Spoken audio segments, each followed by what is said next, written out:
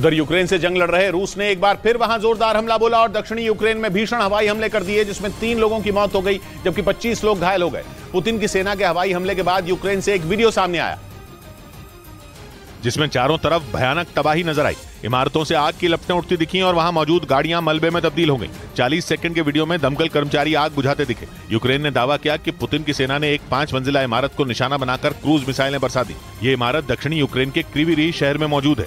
वहां के मेयर ने जानकारी दी कि हमले के वक्त वहां कुछ लोग मौजूद थे, जिनमें 3 की मौत हो गई जबकि 25 लोग घायल हो गए, जिन्हें अस्पताल में भर्ती करा दिया गया है। राहत और बचाव में जुटे कर्मचारियों ने बताया कि कुछ लोग मलबे में भी दबे हो सकते हैं। रिहायशी इलाके पर हुए इस हमले को यूक्रेन ने रूस की तरफ से किया गया आतंकी हमला करार दिया।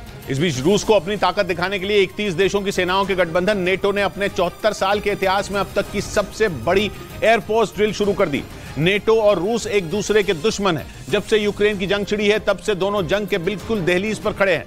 ऐसे में रूस को डराने के लिए नेटो अपने सदस्य जर्मनी के यहां एक्सरसाइज करने उतर गया, जिसमें 25 देशों के करीब 250 विमान और 10,000 सैनिक 23 जून तक अपनी ताकत आजमाएंगे। जो जापान नेटो का हिस्सा भी नहीं है वो भी इसकी इस एक्सरसाइज में हिस्सा ले रहा है। इस सैन्य अभ्यास के जरिए नेटो इस बात की प्रैक्टिस करना चाहता है कि कल को अगर रूस उसके किसी भी सदस्य देश पर ड्रोन या मिसाइल अटैक कर दे तो उसे कैसे मुंहतोड़ जवाब दिया जाएगा। सामने आई तस्वीरों में कुछ लड़ाकू विमान आसमान में उड़ते हुए भी नजर आए।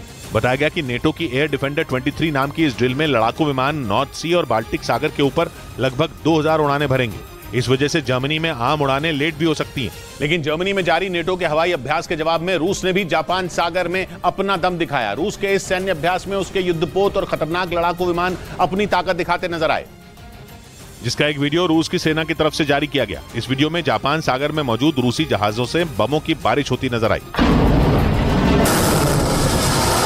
इस दौरान रूसी वायुसेना के बड़े बड़े विमान समंदर में मौजूद उसके युद्धपोतों से उड़ान भरते दिखाई दिए। दावा किया गया कि रूस ने यह सब नेटो को जवाब देने के लिए किया, क्योंकि नेटो ने एक दिन पहले ही जर्मनी में अपने सबसे बड़े हवाई अभ्यास की शुरुआत की है, जिसे पुतिन के लिए चुनौती के तौर पर देखा जा रहा था। माना जा रहा है कि नेटो के इस ऐलान के बाद ही रूस ने जापान सागर में ड्रिल करने का फैसला लिया ताकि नेटो को अपनी ताकत दिखाई जा सके। इस बीच यूक्रेन की मीडिया का दावा है कि जंग में जेलेंस्की की सेना की जरूरतें पूरी करने के लिए नेटो हथियार बनाने वाली कंपनियों पर दबाव बनाएगा। खबर है कि इस मुद्दे पर नेटो देशों के रक्षा मंत्रियों की गुरुवार को अहम बैठक भी होगी, जिसमें इस बात पर चर्चा होगी कि जंग में जेलेंस्की की सेना को किस तरह जल्द से जल्द घातक हथियारों की सप्लाई हो सके। यूक्रेन के मीडिया के मुताबिक नेटो इसके लिए हथियार बनाने वाली कई कंपनियों पर दबाव बनाएगा ताकि युद्ध में यूक्रेन कहीं से भी कमजोर न पड़े। और युद्ध की शुरुआत से ही अमेरिका और ब्रिटेन ने यूक्रेन को सबसे ज्यादा हथियार दिए और इन देशों में मौजूद हथियार बनाने वाली कंपनियां लगातार यूक्रेन की जरूरतें पूरी करने में जुटी हैं। इसी तरह यूरोप के कई दूसरे देशों की कंपनियों ने भी हथियारों का उत्पादन बढ़ा दिया। लेकिन खबर है कि नेटो अब इन मददगार देशों पर इस बात के लिए दबाव बनाएगा कि यूक्रेन को हथियार मिलने में देर न हो।